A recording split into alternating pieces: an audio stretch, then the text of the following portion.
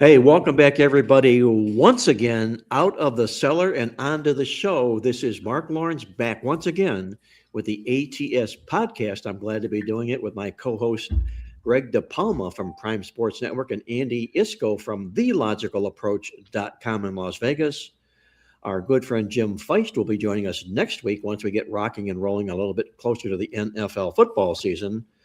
Guys, how has everything been for you this offseason? I know it's been quite an offseason for me, to say the least.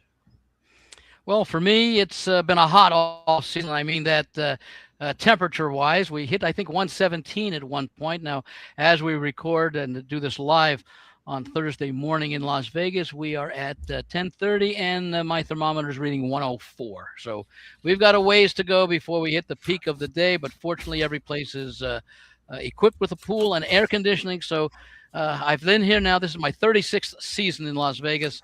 I can't say I've gotten to like it over the years, but I've gotten to tolerate it over the years. As far as the overall off season, very enjoyable. Of course, I've been working on getting ready for football season. Really since I'd say the early part of May. Once we've gotten towards the end of the NHL and NBA regular seasons, baseball's underway.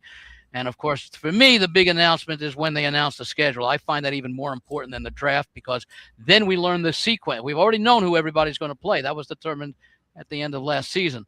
But we didn't know when they were going to play and which teams had tougher or easier schedules based upon not just the opponents that they face, but when and where they face those opponents. Well, it's a big hype and a big build-up to this 2026 NFL football season, no doubt about it. Greg, how's everything for you in Asheville? Is it a little bit toasty up there as well, or is it kind of nice and kind of cool in the mountains? No, I was able to actually keep the windows open the last couple of days until late in the afternoon. But yeah, it'll get hot again. But we had a small little taste of fall for a couple of days, so excited about that. Nothing crazy like Las Vegas, but then again, that's why I don't live in South Florida any longer. I've always felt that some enterprising company like Glade or whatever would come up with an air freshener with the smell of like a football. So it'd always be in the air. Football would always be in the air. Oh, I understand. Okay, that could be their tagline for sure. Yeah. I get it completely, guys. Hey, I want to remind everybody out there that this is indeed a free podcast to everybody. And if you like the show, you can listen to it live every Thursday from now through the Super Bowl, the Marc Lawrence Against the Spread podcast here on the ProLine TV platform. And if I say you like what you're seeing here, please do us a favor, hit the like and the subscribe buttons down below. And also be sure to join us on another new platform we're on. It's the Substack.com platform. You can reach us at prolinetv.substack.com.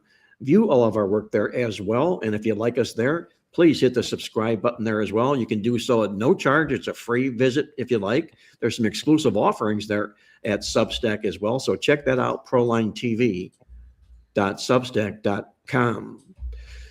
All right, guys, let's do we're not going to have Jim with us here on the show today, so we can kind of cut right to the chase, if we will. Look at a couple of games that are catching our interest this particular week. We've got the NFL preseason football card, the final week, as everybody knows.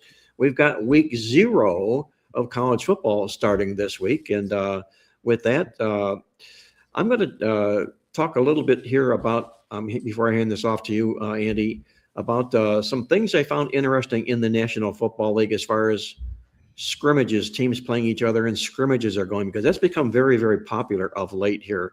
And when I get to a segment to close out the show, a game that I'm going to get to, it's going to support one of these plays.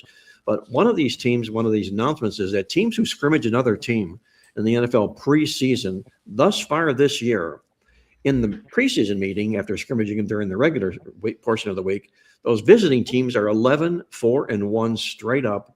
And the Dogs are 10-5-1 straight up and 12-3-1 against the spread.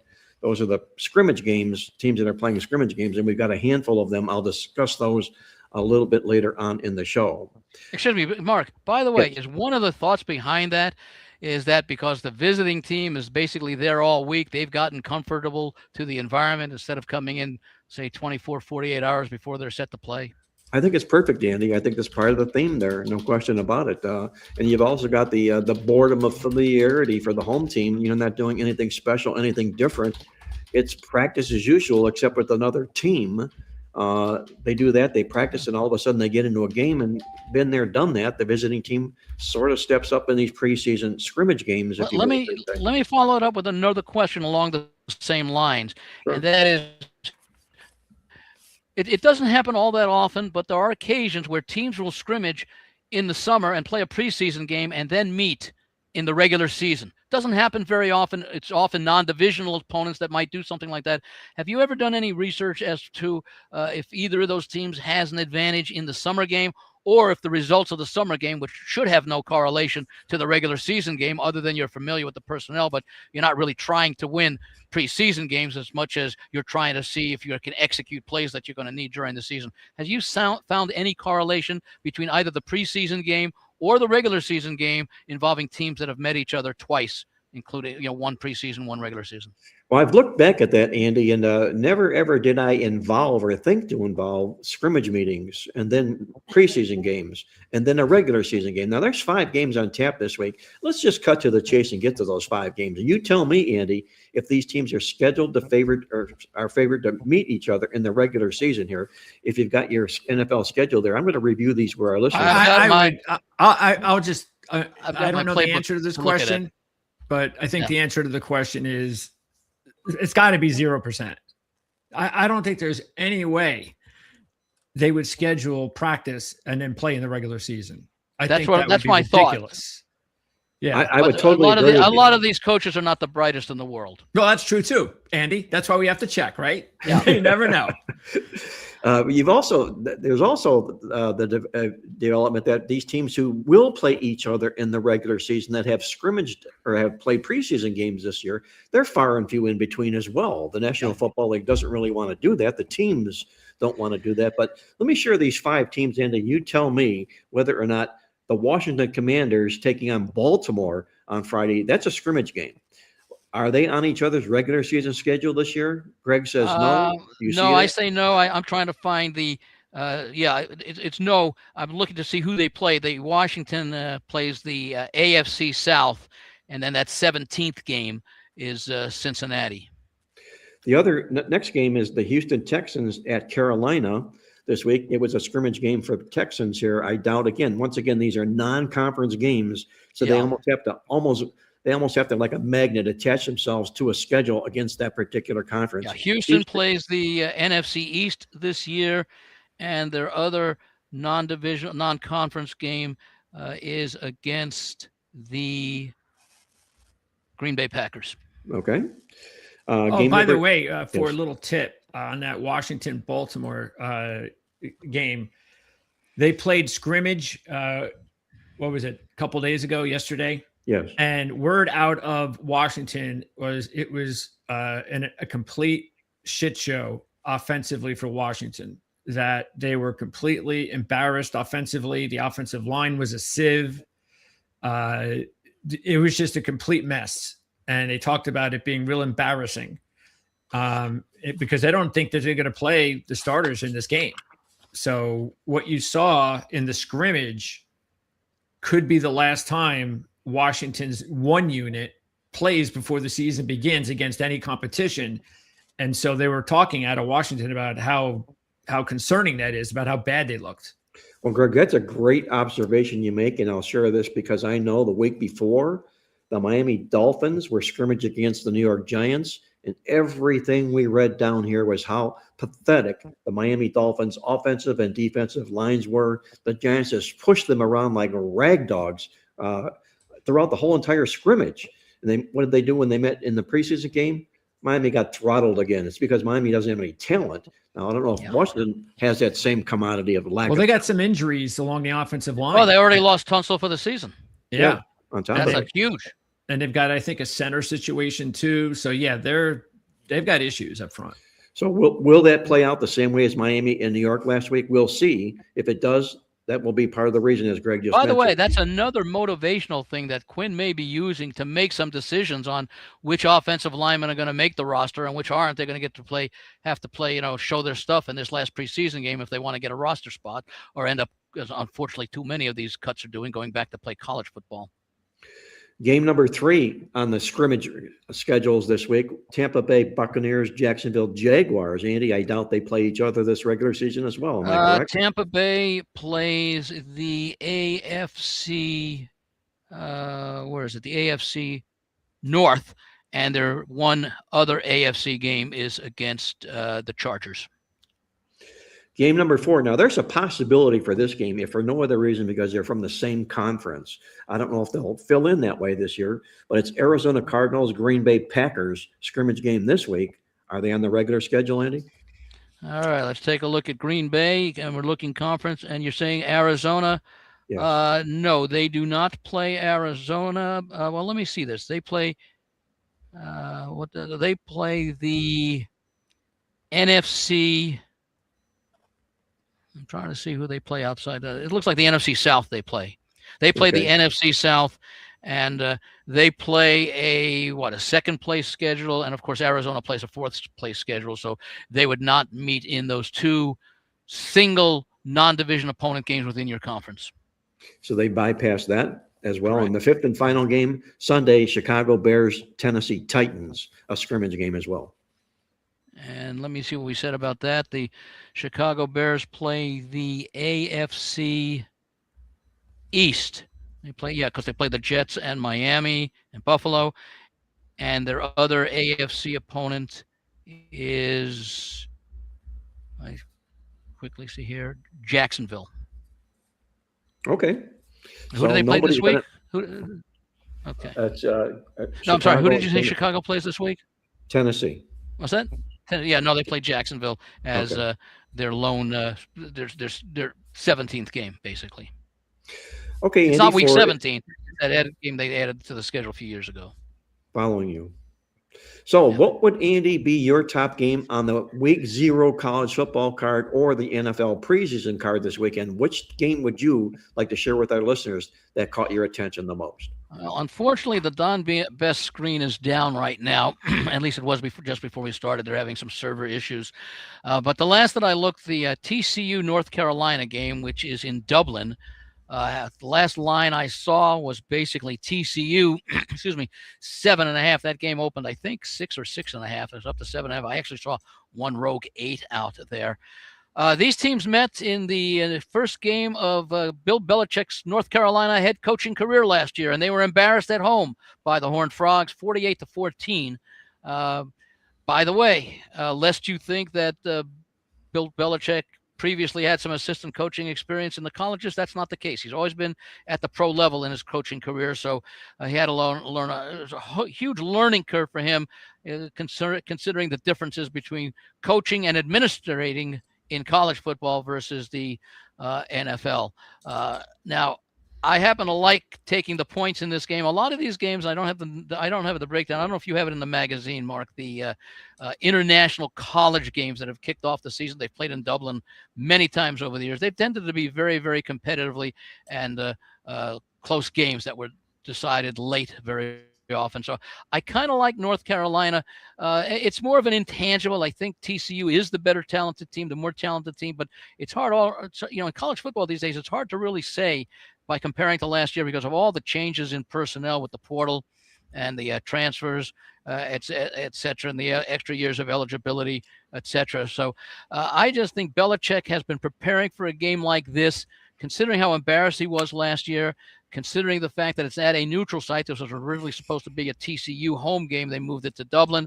I think Belichick, using his mentality and his preparation, if he's spending time away from his no, it's not his granddaughter, it's his girlfriend. If he's spending time away from Jordan and focusing on football, I have to believe he's going to be extremely well prepared for this game. How it translates on the field, I'm not sure. But, if I did anything in this game, in addition to taking the points, I might look for this to be a low-scoring game because I think Belichick, when he gives up 48 points last year, and I don't know how much of it was defense, but that's an embarrassment, and that's, of course, always been his specialty. It has. Now, let me ask you this, Andy. The Bobby Petrino factor for North Carolina, does that weigh into this game right out of the gate? Do you think they establish him as being a force to the offense? I think so. How it affects the total, I'm not really sure because I don't know how well they're going to execute. And TCU's been a decent defensive team in recent years. They've really, taken well to their, the Big 12 conference and been a nice player there. So I think it'll be a competitive game. I think Petrino will show some things. I think he'll working on executions, but again, it's the first game of the season. It's earlier in the season that you're used to playing, with this. He usually played the last week of August, but the last week or two is usually that week 0. Last year, I think they had 4 games.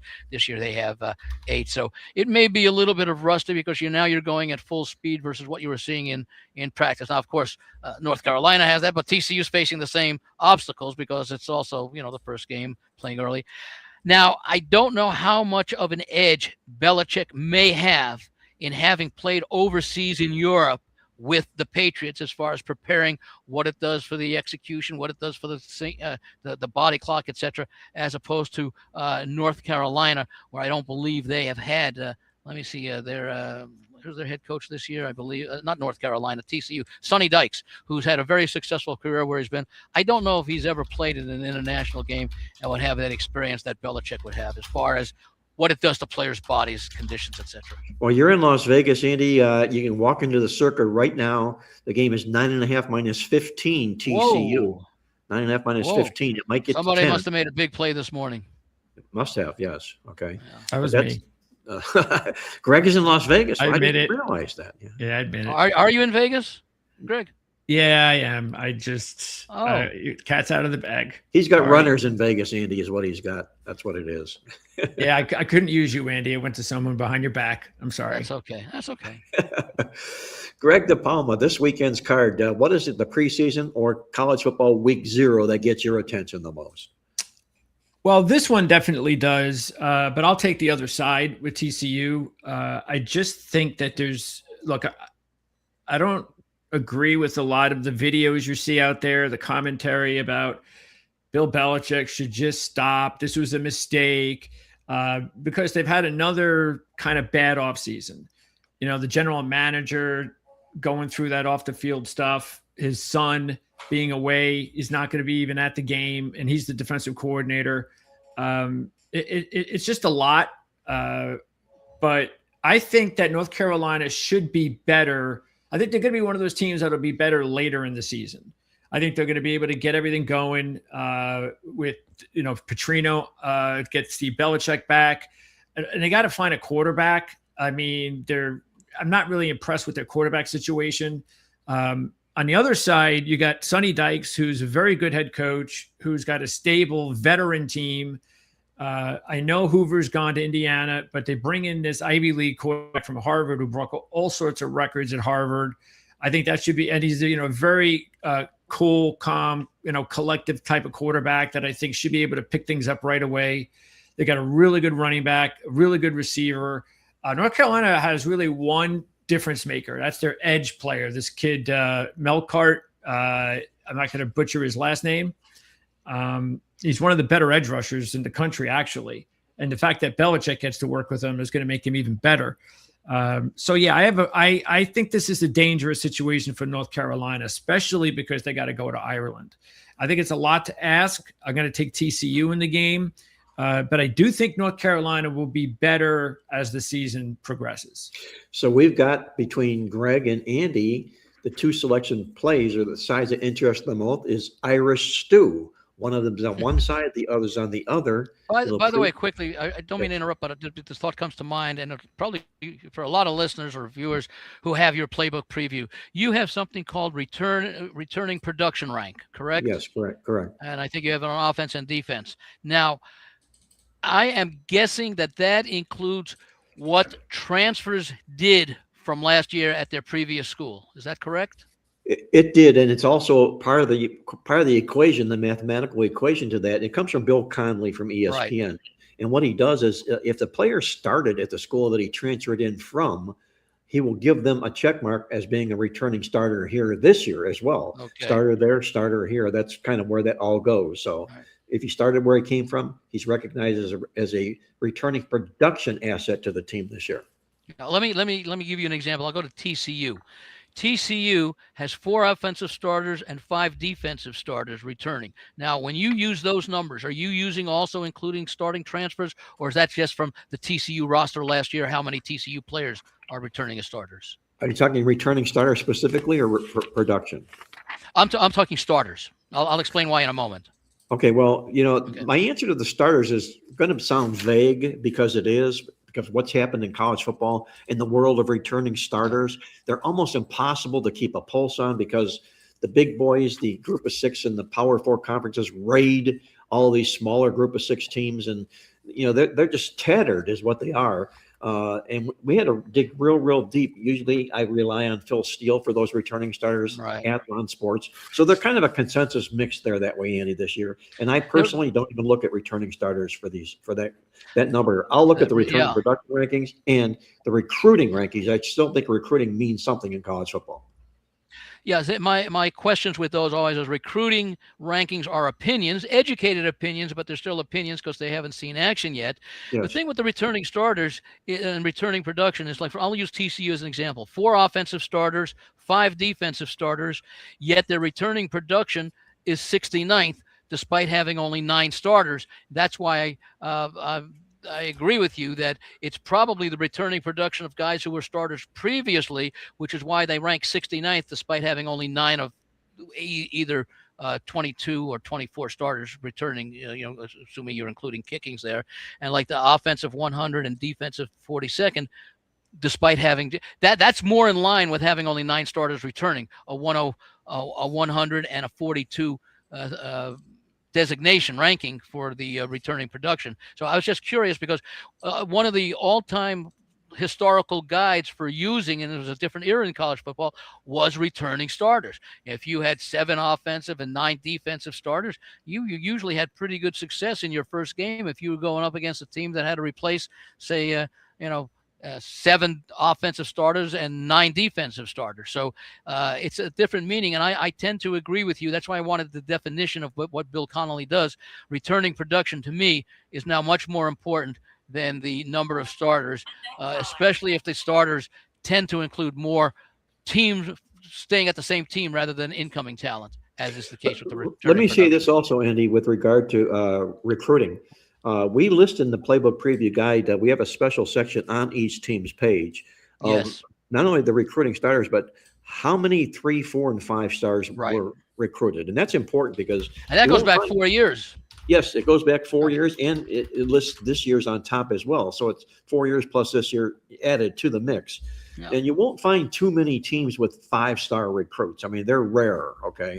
You'll find maybe the better teams, the group of Power 4 teams with more 4 stars than any other unit as well. So I'm actually looking because in the playbook, Notre Dame and Ohio State happen to be next to each other, left and right. And I look at the 5 stars on Ohio State, and over the past 4 years, they've had 10. Notre Dame in that same period has had just 3. And yet these teams are basically equal. So sometimes that may give you also a good indication of what Marcus Freeman has done with the talent he's got at Notre Dame. That's a real good point. Yes, it is. Because Ohio State, just forever recruits and recruits. Yeah. Yes, exactly. Because of who it is and who they are. Let's move forward here, guys. And I'm going to share with you guys who catches my attention most on this NFL preseason card this week, and I'll mix it up and throw NFL preseason here instead of the week 0 college. Oh, you're not going to break the tie between Greg and myself on the North Carolina TCU game. I'm not a big fan of Irish stew, so I'll leave it sit right there. Oh, and, okay. we'll see who comes out on top there. I don't have an opinion on the game, honestly. I don't. NFL preseason card. An interesting game to me is the Arizona Cardinals and Green Bay Packers this week. It's pick or plus the Cardinals, and that's who I like in this football game. And the reason I'm looking at them is this. They come in here off a straight-up home favorite loss against Dallas last week. The Packers come in off a straight-up road dog win at Denver last week, so that's a reversal of roles, if you will, in a football game like this. And you take a look here, Arizona lost at home to Green Bay in the regular season last year and won the total yards in the game.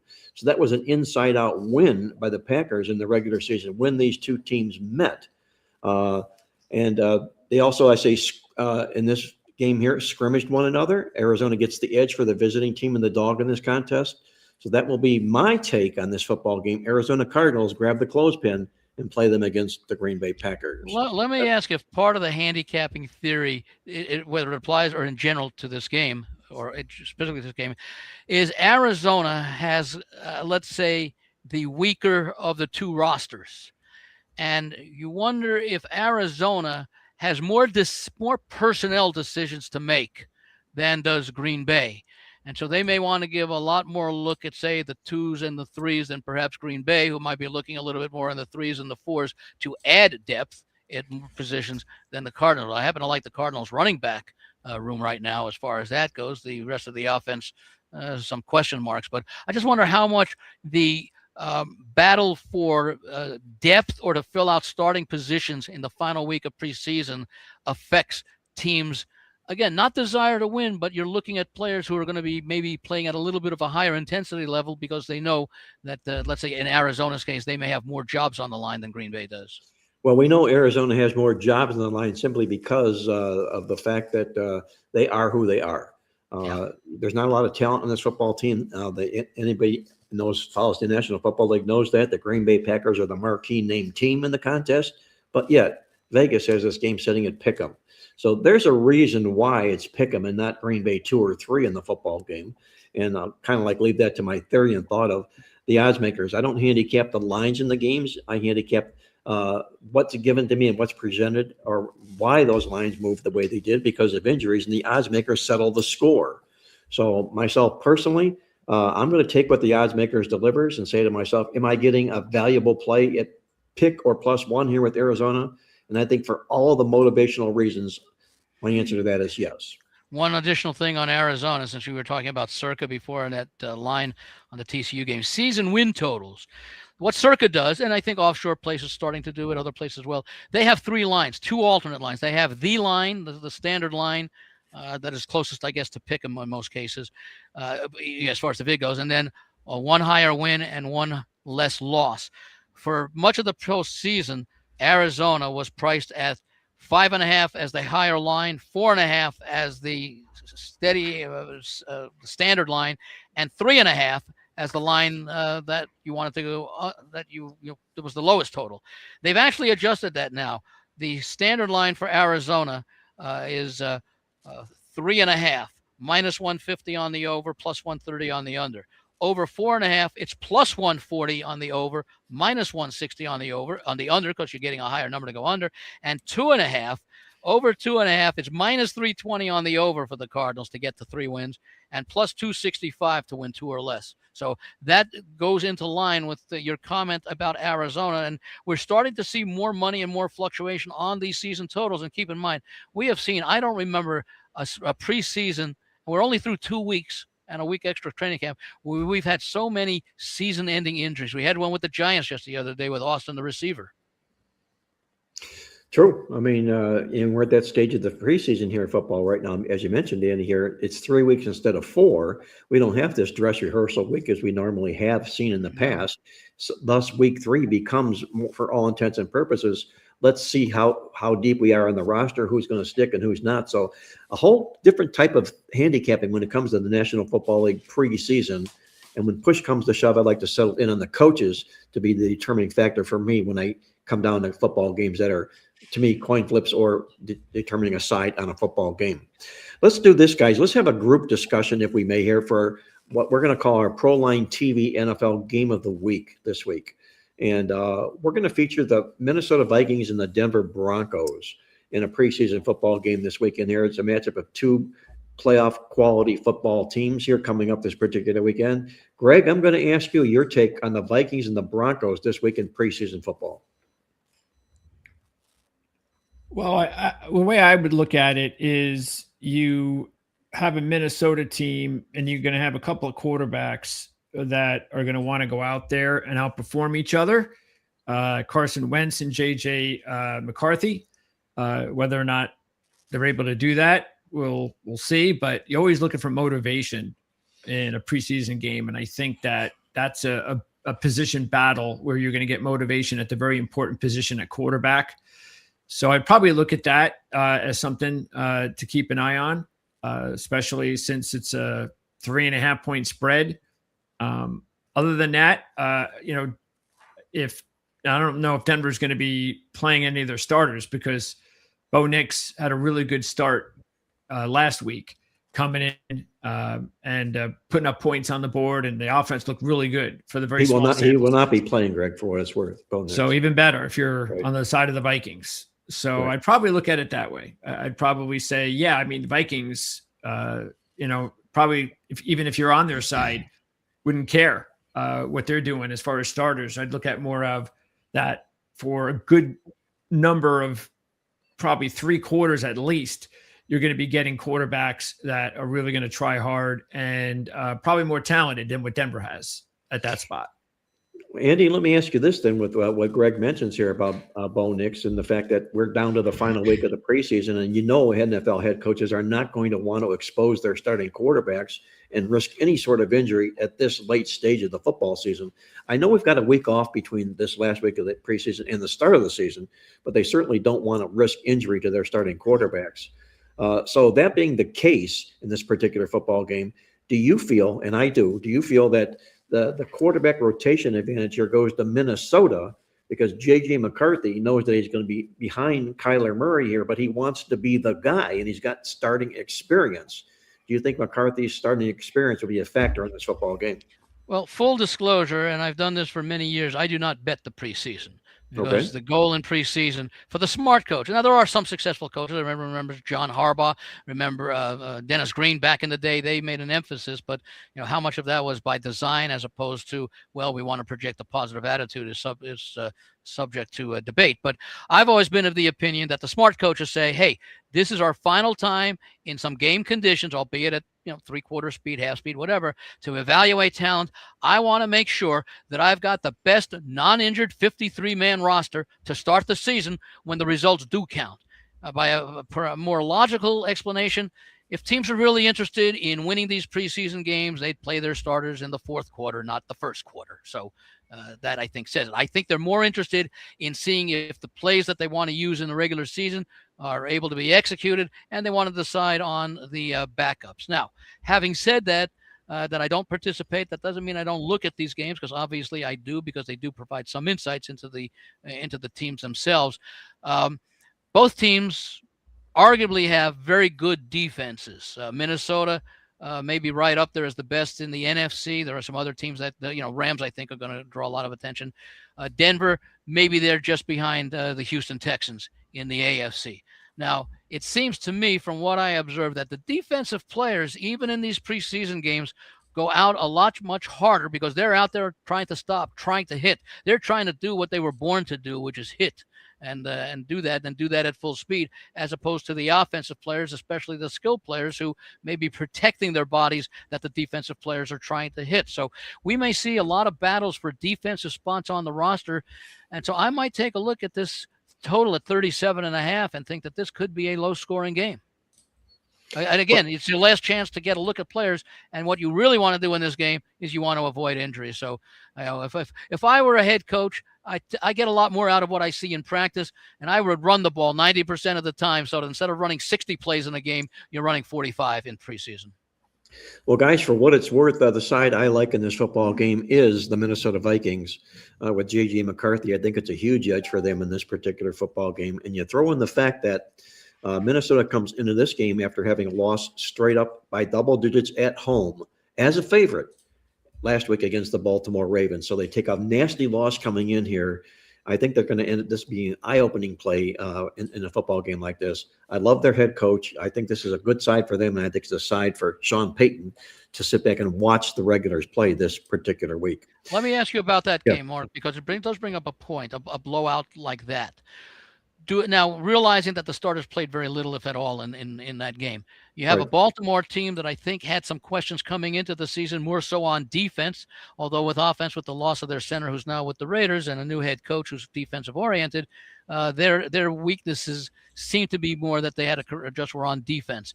Minnesota, Minnesota's one of those teams, good defense, barely average offense that should be improved this year.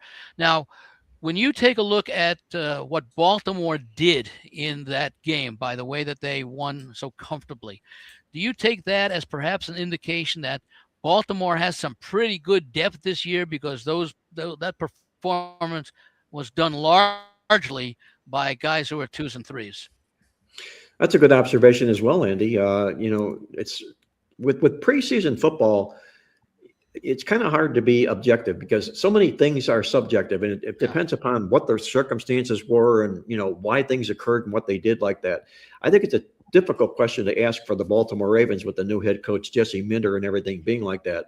You don't know what Jesse Minter's MO is as a head coach. Being a new head coach, you think he'd probably want to look at these players a little bit longer.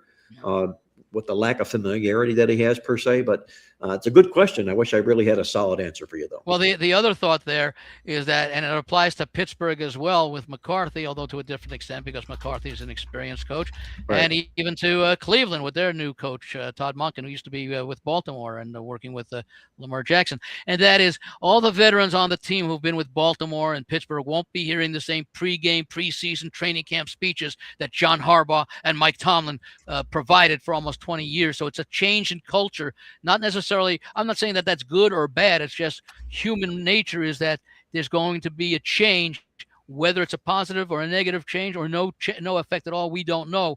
But I think that sometimes that breathes a little bit of fresh life into, okay, we're not hearing the same stuff that we've tuned out for the last 5 years because we heard it for the 5 years preceding it. So what you're saying is there won't be as many people falling asleep in these pregame speeches is what you're saying. Probably not, at least not for the first part of the season, and especially as long as you keep winning. Hey guys, before we put the final wraps on the show, I want to throw a shout out there here to Chris from Nebraska, who chimed in, left us a comment here. He's cautiously optimistic about his Nebraska Cornhuskers, as I think, Chris, every Nebraska football fan is or has been for the last 20 years, cautiously optimistic. Certainly for the last 3 years under Matt Rule, who was supposed to come in and turn things around immediately as he did in his previous stops, and that's been disappointed. I don't know if Chris commented on this. I'm going to try and find it there, but did he comment that Rule should be on the hot seat this year? I don't know if he's on the hot seat per se. I think if he dumps really bad, he could well be. They could end up saying, hey, we made a mistake, because they have a lot of money wrapped up in him this football season here. I think if they go bowling here, I think he'll protect his status there. This is his 4th year. So it's and they did make bowls the last 2 years, but they were very average, 7-6, 7-6. His first year, 5-7, which was a 1 game improvement. But he was a coach that Nebraska fans, understandably, Chris might very well have been one of them. Okay, it's his first year here. We know what he's working with. He's got to take a couple of years to get his talent in. But usually by year 3, Matt Rule has shown that he can turn programs around. He showed it at Temple. He showed it. Where else was he there before then? Was it one of the? Was it not SMU, but I think it was Baylor, maybe Baylor, one of the schools that he was at. He showed some improvement there as well. So I would have to think. Look, Tom Osborne's a long time ago. Bob Devaney's even longer. We're talking over 20 years since Tom Osborne. Well, guys, we're gonna put the wraps in this show because you want to kind of condense it, not have people miss their lunch times or miss their engagements or whatever they're doing here. We're going to be back next Thursday at 1 Eastern live here for the Marc Lawrence Against the Spread podcast here on the ProLine TV platform. And I remind you once again, if you like what we're doing, hit the like and subscribe buttons and do the same at prolinetv.substack.com, if you will. Before I sign off here, just one little quick note in passing here, just to give us something to chew on here before we come back here. A couple of little notes that I came across before we did the show here. One thought is this. Remember, Arch Manning Texas Longhorns are getting a lot of hype this year, and I say rightfully so. They've spent the most money of any college football program bringing players onto their roster, and Arch Manning last year led the nation in QBR rating as a quarterback from November on out last football season here. Remember that, as I think he'll end up having a Heisman-type trophy year. The other thing I want to throw out to our listeners out there is the fact that the Denver Broncos, the team we just talked about, they led the National Football League in 1-score games last year. All that success they had, a lot of it was largely attributable to the positive. Is that 1-score wins or 1-score games overall? Well, let me say this. Okay, 1-score games, they led the league with 14 of them, 12 of which, Andy, were wins. That's and a lot were fourth quarter comebacks. Yes, 12 one-score wins for the Denver Broncos. You know what they say, Andy? What goes up usually comes down. Take a look at the Minnesota Vikings of 2022 when they were, 12-0 or something in one-score games, and they were 14-3 or something like that. And then the following year, I think they were like 6-11 or something. And what's amazing, the Kansas City Chiefs, also known as the kings of one-score games, had one-score victory last year. That's how tough things were for the Kansas City. I said the thing with Kansas City, and I'll bring this question. I brought it up, and a lot of people like this point, is that best thing for Kansas City may, in retrospect, turn out to be missing the playoffs last year. And the reason I say that is they'd been to the playoffs 7 or 8 years in a row, often playing at least 2, maybe 3 games in the playoffs. They played in that period of time the equivalent of a season and a quarter or so. That takes a cumulative toll on the body. So last year was the first time in almost a decade that they didn't make the postseason, which means that all the bodies on that team last year had an extra 4 or 5 weeks of health to recover from last season because they weren't playing those extra games. And you mentioned about Kansas City. The other thing is, if you notice, they won all those close games in 2024 and then got blown out by the Eagles in the Super Bowl. So, what goes up must come down. That's why we saw Kansas City not win those close games in 2025. And maybe some of it had to do with what other teams were able to figure out, how the Eagles were able to contain the Chiefs for the part of the game when it was, 34-0, I think, at one point in that Super Bowl. It was like, I think 40-26 or something at the end. It was much closer than the game played. So those are 2 good points you brought up about Kansas City and, Denver, as far as what we can expect this year. I actually played Denver under the 9.5 wins. And if you need any questions about that, and I'm not going to say I'm going to be right or wrong. Hopefully I'm right, but take a look at the first part of the schedule for the Denver Broncos. The NFL must have thought it was the old Oakland Raiders. Here's their schedule. At Kansas City, playoff caliber team. Home to Jacksonville, home to the Rams, at San Francisco, at the Chargers, home to Seattle, a breather at Arizona, home to Kansas City, at Carolina. Finally, they get a bye. And their second part of the season, a little bit easier, except you take a look at the last 3 games. Home to Buffalo, at New England, home to the Chargers. Second half of the season might not matter, Andy, if they can't get through it. That's why I don't see this team hitting. By the way, Sean Payton's record in the first 2 games of the season against the spread with Denver and previously, not good at all. No, not good at all. Greg, I'm getting the hook. We got to get out of here. Any final thoughts from you before we come back next week? I can't wait for the season to begin. That's all. We got week 0 on Saturday. That's going to be a nice little appetizer. And then when we talk next week, it'll be some serious football starting on Thursday for week 1 in college football. Labor Day weekend. There we go, guys. Going to be fun. Remember, subscribe, and visit us at substack.com, prolinetv.substack.com. You're going to like what you see there. Until next week, for Greg DePalma from Prime Sports Network, Andy Iskoe from TheLogicalApproach.com, our good friend Jim Feist live from Las Vegas. This is Marc Lawrence reminding you to always remember to bet with your head, not over it, and good.